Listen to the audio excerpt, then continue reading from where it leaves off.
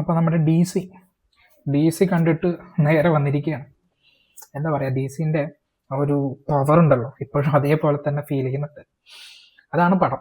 ആരോ പറഞ്ഞു വെച്ചതുപോലെ എന്നടാ നീങ്ക പണി വെച്ചിരിക്കാൻ, അങ്ങനെ അടിപൊളിയായി നിൽക്കുന്ന ഒരു മൂവിയാണ് ഡി സി. അത് നമ്മൾ അറിയാലോ. അപ്പോൾ വരുന്ന സമയത്തൊന്നും അത്ര വലിയ ഹൈപ്പ് കൊടുത്തിട്ടൊന്നും വന്നിട്ടുള്ള ഒന്നല്ല. നമ്മൾ കണ്ടു, ആദ്യമായിട്ട് പോയ പ്രേക്ഷകരൊക്കെ കണ്ടു, അവരുടെ അഭിപ്രായം വെച്ചിട്ടാണ് ഈ ഒരു സിനിമ ഹിറ്റിലോട്ട് പോയിട്ടുള്ളത്.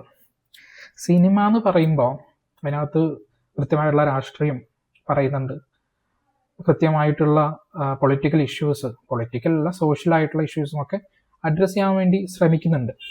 അപ്പം അങ്ങനെ കഥ കൊണ്ട് തന്നെ എന്താണ് അത്യാവശ്യം നല്ലതാണ് സിനിമ. പിന്നെ അതിൻ്റെ മുകളിൽ അതിൻ്റെ ഒരു ട്രാക്ക് എന്ന് പറഞ്ഞാൽ, അതിൻ്റെ ഒരു കൊടുത്തിട്ടുള്ള സംഗീതം എന്ന് പറയുന്നത്, ബാക്ക്ഗ്രൗണ്ട് സ്കോർ ആയിക്കോട്ടെ, പാട്ടുകളായിക്കോട്ടെ, എല്ലാം അനിരുദ്ധിൻ്റെ ഒരു മാസ് പണ്ണലാണ്. അതിനങ്ങനെ പറയാൻ പറ്റുള്ളൂ. കാരണം അതുകൊണ്ടാണ് ഫസ്റ്റ് ഇങ്ങോട്ട് തുടങ്ങി അവസാനം വരെ നമ്മളിങ്ങനെ എന്താ പറയുക, ഗൂസ് ബംസ് എന്നൊക്കെ പറയില്ലേ, ഒരു മൊത്തം സിനിമയിൽ അതുണ്ടായിരുന്നു. അതിൻ്റെ ഒരു കാര്യം ഈ പറയുന്ന പോലെ അനിരുദ്ധിൻ്റെ മ്യൂസിക്കാണ്.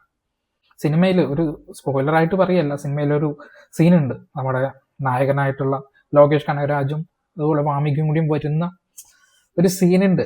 എന്നിട്ട് എന്താ പറയുക, ഇപ്പുറത്തെ ഭാഗത്തൊരു തോക്കും ഇപ്പുറത്തെ ഭാഗത്തൊരു റോസാപ്പൂ, സെക്കൻഡ് ഹാഫ് മുതലുള്ള കാര്യം. അപ്പം അവർ രണ്ടുപേരും ഇങ്ങനെ സ്ക്രീനിലോട്ട് എൻ്റർ ചെയ്യുന്നൊരു മാരകമായ ഒരു രംഗമുണ്ട്. അതിൻ്റെയൊക്കെ മ്യൂസിക് എന്ന് പറഞ്ഞാൽ പൊളി. അപ്പം ആ തരത്തിലാണ് ഡി സി ഉള്ളത്. ഡി സി എങ്ങാനും കാണാൻ താല്പര്യമുള്ളൊരു തിയേറ്ററിൽ തന്നെ പോയി കാണണം. അതല്ലാതെ കാണാമെന്ന് പറയുന്ന ആ ഒരു എഫക്റ്റിൽ കിട്ടുമെന്ന് അറിയില്ല. അത്രത്തോളം നന്നായിട്ടുണ്ട് അനിരുദ്ധിൻ്റെ മ്യൂസിക് വർക്കുകളൊക്കെ. പിന്നെ നടനായിട്ട് അല്ലെങ്കിൽ അതിലൊരു കഥാപാത്രമായിട്ട് ലോകേഷ് കനകരാജ് വരുന്നുണ്ട്. പുള്ളി ഒരു പ്രോമിസ്ഡ് ആയിട്ടുള്ള ഡയറക്ടറാണ്, നമുക്കറിയാം, ഓൾറെഡി അറിയാം.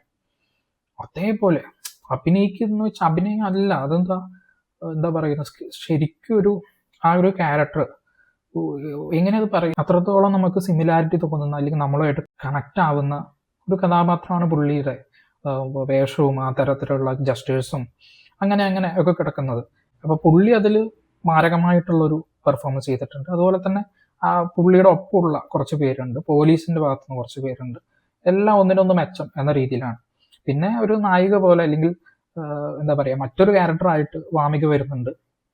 അതും ഇങ്ങനെയാണ്, എന്താ പറയുക, നമുക്ക് കണക്ട് ചെയ്യാൻ പറ്റുന്ന ആ തരത്തിലാണ് അവരുടെ വരവും ജസ്റ്റേഴ്സും ഒക്കെ ഉള്ളത്. പ്രധാനമായിട്ടും മുഖത്തും അതൊക്കെ വരുന്ന സാധനങ്ങളുണ്ടല്ലോ, അത് ആ ക്യാരക്ടറിനെ എങ്ങനെയാണോ കൊടുത്തിട്ടുള്ളത്, എങ്ങനെയാണോ ഡിസ്ക്രൈബ് ചെയ്തിട്ടുള്ളത്, അത് നമുക്ക് അതേപോലെ കിട്ടും.